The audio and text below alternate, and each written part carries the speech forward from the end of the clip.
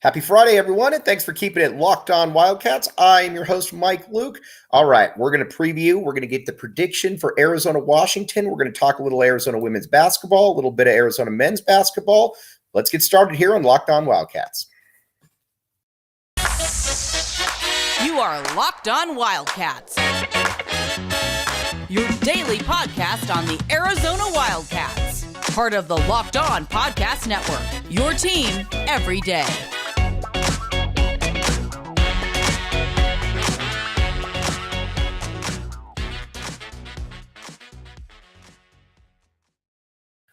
Thanks for keeping it locked on Wildcats. I am your host, Mike Luke. All right, a lot to get to this show. First, we're going to talk some Arizona football to start off with this game against Washington. Now, looking at the tea leaves, I think a lot of people think that Arizona doesn't have much of a chance to win this game. And you know what? Fair enough, but I'm going to make the case for why. How good do we really think that Washington is? Because you look at it, Washington, yes, has looked good at times, but they're also coming off of thumping against UCLA. They're also coming off of thumping against ASU. Those are two problems right there, especially the ASU situation. So if you watch the ASU game, you would know first, and in a weird way, not even joking around, ASU is better with Trenton Bourguet in there as their quarterback than they are with Emory Jones. Totally get that. But what's fascinating, though, about this game is that ASU kind of just pushed Washington around on both sides of the ball. Now, you look at the score. The score is definitely a little bit deceiving because, quite frankly, the score wasn't even close to be. It wasn't that close. It always felt like it was about a 2-touchdown loss, something like that. And quite frankly, when Trenton Bourguet came in the game, Marana's own Trenton Bourguet, when he came into the game, things became a little bit different there for Washington, in that he was able to move around the pocket. He was able to make some throws, and it looked like Washington, quite frankly, just didn't know what to do with him. And again, this is an ASU team, granted, with a different quarterback. This is an ASU team, though, that also lost to the University of or Eastern Michigan University, excuse me. So this is not a juggernaut by any means. So what does that mean for Arizona? Arizona has a more talented offense across the board than ASU. It's got a better quarterback, has a better, probably doesn't have better running back. I'll get you that because Valade is fantastic. Better wide receivers for sure. A lot of different things, though, that you look at and you say that, there's some real potential there. So what does Arizona need to do in this game? First, they're going to have to score, because I think we're at the stage in the game where we know that Arizona's defense just isn't very good. Now, what does that mean? Are they going to be able to put guys? Are they going to be able to put players on the, in different positions? Whatever. But Arizona's got to score 35 points in this game, I believe, at bare minimum. Against ASU, they scored 38, and that obviously worked out okay. But that's what Arizona's got to do. This is going to be a huge game for T-Mac. This is going to be a huge game for Singer. Everybody's going to have to really step their game up right here because, again, quite frankly, this is a game that Arizona could lose. But it is also a game that Arizona could win. I don't subscribe to the theory that Arizona has no chance in this game. So, again, I'm going to back the A here. You know what? This might get me in trouble. I don't care.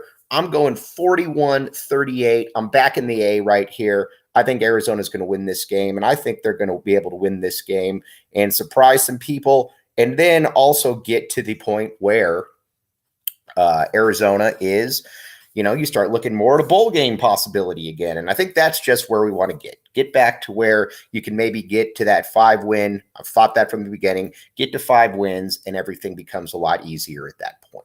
So again, that's kind of where we're at with that. That's where I'm going. All right. Now, wanted to talk a little bit more Arizona basketball media day as well. So, and this is going to be a little bit shorter of a pod. We're having a few technical issues here, but Arizona media day, some real things that I took away from it. Pella Larson. Pella Larson is absolute has the ultimate expectations from Tommy Lloyd and from the coaching staff right there. He's the guy that right now he looked at it and he said, that when he was asked about who could be a surprise this year, and the first thing he said is, I think that Pella Larson could challenge for Pac-12 Defensive Player of the Year. And as we know, he's shown in the past, Tommy Lloyd, that he's got a pretty good track record with this stuff. He's got a pretty good track record of being able to say that, all right, that's how that's going to play out. That's how that's going to play out. He's shown that before. It wouldn't surprise me at all if he shows that again. And it comes out that, Tommy Lloyd knew what he was talking about. Pella Larson, though, as being a Defensive Player of the Year possibility is something that I think is very, very interesting for a lot of different possibilities, because they need somebody to be able to be that guy who can, shut people down. Dalen Terry became that player last year, and Dalen Terry did a very, very good job of that. Can Pella Larson be that guy? Tommy Lloyd sure thinks so. Then he was asked about Umar Ballo. What are your expectations for Umar Ballo? And it was much of the same. He said, Umar's in a lot better shape right now. He's in a spot where he's moving around better. He's moving. He's quicker. I got a lot of expectations for Umar this year, and I think that's another thing that's very exciting about this team. Then he was asked about, what about Courtney Ramey? And he said Courtney Ramey is a player that we know can perform offensively, but we also really need him to be a defensive stalwart. And I don't think that that's a surprise to anybody, because he needs to Courtney Ramey's got to be – he was brought in for that exact reason, to be that defensive stalwart and to be, that player. So we'll find out about that for sure. Then he was asked about some of the other players and about kind of his international recruiting philosophy. And one of the first things that he said was, I think that, I know how this is something I've been doing for a long time. It's not an exact science, but I generally have an idea when somebody is going to, when somebody's going to look, how they're going to look in the college game. We've had a pretty good track record at it, which brings to Philip Borovichinen and to Henry Basar. Both those guys, I think that you can tell Tommy Lloyd is very comfortable in where they stand, what they can do for the University of Arizona. So we'll obviously see about that one as well. But Lloyd feels very good. And he was also asked about, what about this year's team? And he said, we're going to be a tough out. We're going to be a tough out. And you know what, if we're a tough, and I think that that's music to a lot of people's ears, because you hear tough out, and you generally don't think that when you lose a player like a Ben Matherin, when you lose a guy like a Dalen Terry, when you lose guys like that, that's generally not, where what you think of. So again, keep that in mind. But you can tell Tommy Lloyd's got a pretty good idea that this team could be pretty good. And I think that he's pretty excited about being able to coach these guys. And as we've shown before, there isn't a lot of bluster with Tommy Lloyd. Tommy Lloyd knows exactly what he's doing with these guys.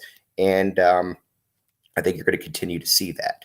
Now, when it comes to some of the rest of the team looking around, he said that I think this will be a pretty good team this year. I really do. So again, it's going to be on this team, but you can also tell too that he likes this team. He was asked about Kirk Kriisa. We're going to get to Kirk Kriisa in just a minute, but I think that some of it, what he said was very, made a lot of sense. But we're going to take a quick break. We'll be right back with you. You are listening to Locked On Wildcats.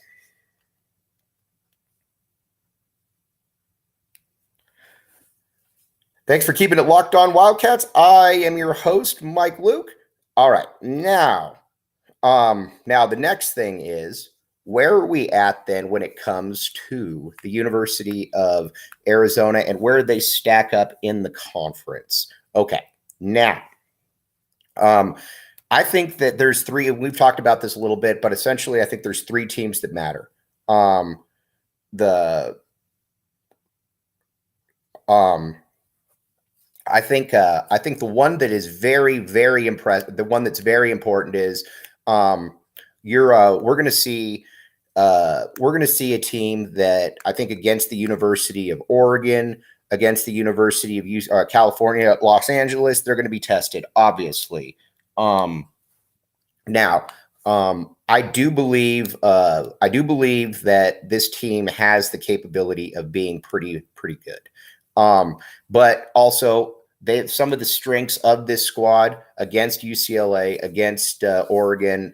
How are they going to match up? And I think that's what we're going to find out. But it's enticing to see exactly what Arizona can do right here. Because, excuse me, because this team also has the capabilities of being able to match up pretty well with the Oregons of the world. Because Oregon up front is very big, as is UCLA. Those are teams, though, that obviously you look at and you could have some real potential right there. Okay, now, again, having a couple of slight technical issues right here. So got to get the read in right here. Now we're going to talk about Underdog Fantasy. Okay, here's the deal. This episode is brought to you by Underdog Fantasy, the easiest way to spice up your college football season. College football is here. I told you before the year I thought Arizona football would be a little bit better than people thought, but but you know what? Either way, it's fun. Hop in there though, and here's the deal. You go to the Underdog site, and then you create an account, and you look at the different pick'em options for your team each week.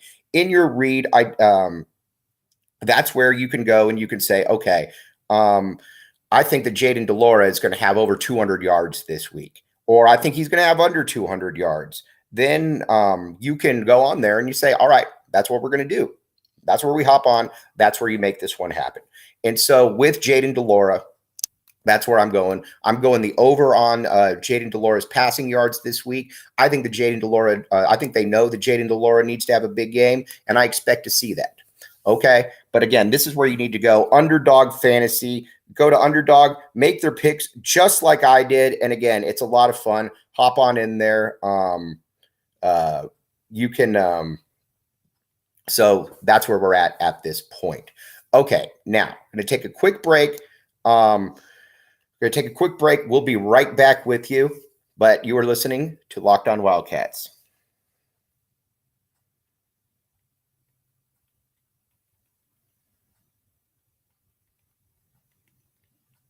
All right. Thanks for keeping it Locked On Wildcats. I'm your host, Mike Luke. All right. So, again, I like Arizona to win. We're going to talk a lot more about Arizona women's basketball on Monday. A lot to get to there as well. We're also going to talk some Arizona men's basketball as well. Again, sorry, having a few technical difficulties right here. My screen keeps freezing up. But we will be back with you Monday. You have a great rest of your week. You have been listening to Locked On